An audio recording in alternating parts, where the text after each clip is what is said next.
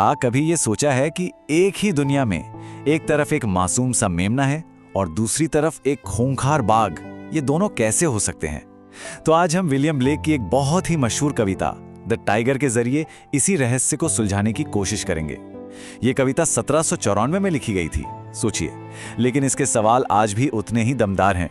तो चलिए शुरू करते हैं। कविता की बस पहली 2 पंक्तियां और आप सीधे एक घने अंधेरे जंगल में पहुंच जाते हैं। जरा सोचिए, चारों तरफ घना अंधेरा है और उस अंधेरे के बीचों बीच एक बाघ आग की लपटों की तरह चमक रहा है।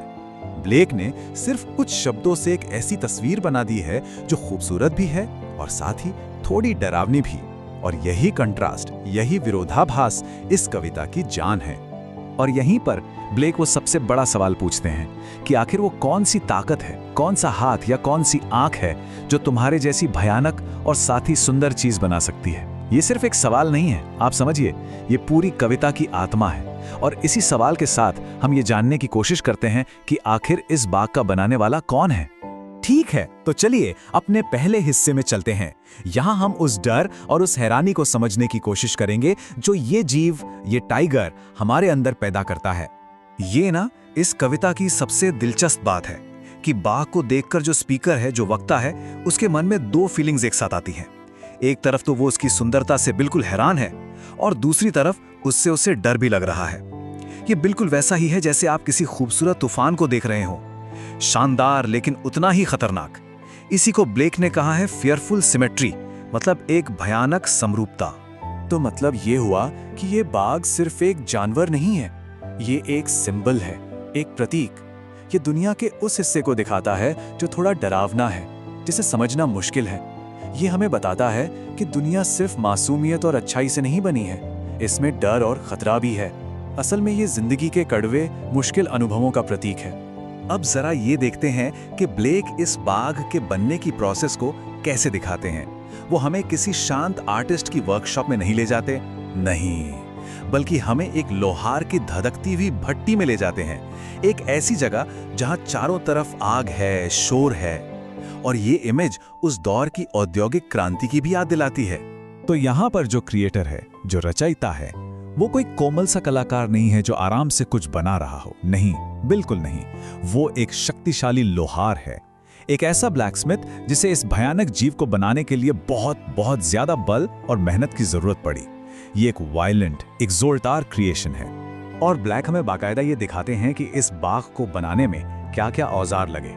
देखिए, सबसे पहले एक धधकती हुई भट्टी जिसमें बाघ की वो जलती हुई आंखें बनाई गई। फिर एक भारी भरकम हथौड़ा जिससे उसके शक्तिशाली दिमाग को शेप दिया गया। फिर उसे काबू में रखने के लिए एक मजबूत जंजीर। और आखिर में निहाई यानी कि एनविल, जिस पर रखकर उसे गढ़ा गया। हर एक औजार हमें यही बताता है कि ये कितनी शक्तिशाली और खतरनाक रचना है। ब्लैक फिर एक सवाल दागते हैं, किसके कंधे में इतनी ताकत थी और किसमें वो कला थी कि वो तुम्हारे दिल की नसों को मरोड़ सका। ये सवाल हमें सोचने पर मजबूर कर देता है ना, कि इस काम के लिए कितनी ज्यादा शक्ति और हुनर की जरूरत पड़ी होगी। चलिए अब कविता के सबसे गहरे सवाल पर आते हैं, और वो सवाल ये है कि इस दुनिया में अच्छाई और बुराई, ये दोनों एक साथ कैसे रह सकते हैं। देखिए, ब्लेक ने एक और कविता भी लिखी थी, द लैम्प, यानी मेमने के बारे में।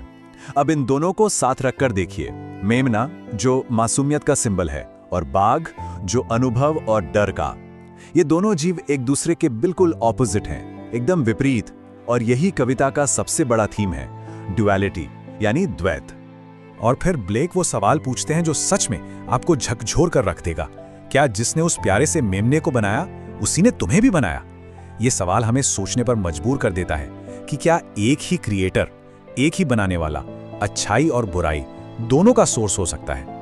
अच्छा, अब जरा संक्षेप में कविता की बनावट यानी उसके स्ट्रक्चर पर भी एक नजर डालते हैं, क्योंकि इससे पता चलेगा कि इसका रूप इसके मैसेज को और ज्यादा पावरफुल कैसे बनाता है। देखिए, कविता का स्ट्रक्चर बहुत ही सिंपल और सीधा है। इसमें 6 स्टैंजाज हैं, हर स्टैंजा में 4-4 लाइनें हैं, जिसे क्वार्टरीन कहते हैं। और इसकी राइम स्कीम है A-B-A-B, जो इसे एक बहुत मजबूत और यादगार रिथम देती है।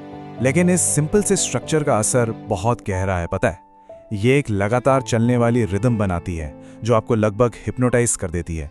ये रिदम, ये लय ठीक वैसी ही एनर्जी पैदा करती है जैसे किसी लोहार के दुकान में निहाई पर हथौड़े की चोट पड़ रही हो, टक टक टक। ये कविता की इंटेंसिटी और इसकी वायलेंट एनर्जी को और भी बढ़ा देती है।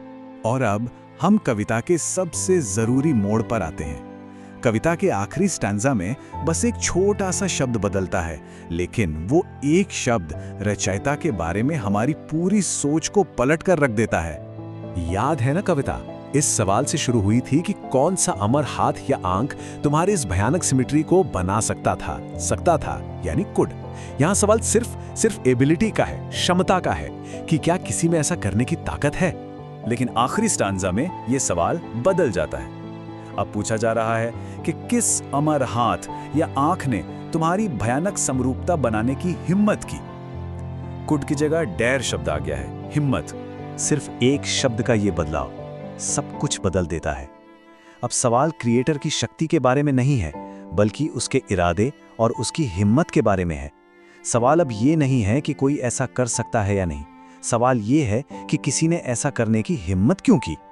और ब्लेक हमें इसी एक बड़े सवाल के साथ छोड़ देते हैं कि आखिर किस तरह का क्रिएटर होगा वो, जिसने दुनिया में इतने भयानक और इतने शानदार प्राणी को लाने की हिम्मत की। एक ऐसा बनाने वाला जो एक तरफ मासूमियत बनाता है और दूसरी तरफ आतंक। वो कैसा होगा? क्या ये साहस है या कुछ और? इसका कोई आसान जवाब नहीं है, और शायद इसीलिए ये कविता आज भी हमारे जहन में गूंजती रहती है।